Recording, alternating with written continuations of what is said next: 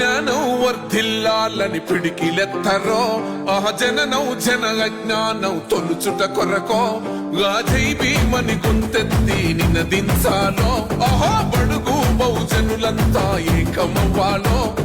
విశ్వవ్యాప్తమయ్యింది ఆయన ప్రతిమా నిలువెత్తు కరిగిపోతూ నిలిచిన జన్మ అడుగడుగున జాతి కొరకు కోరినవాడు పీడిత జన కోసలనే తరిమినవాడు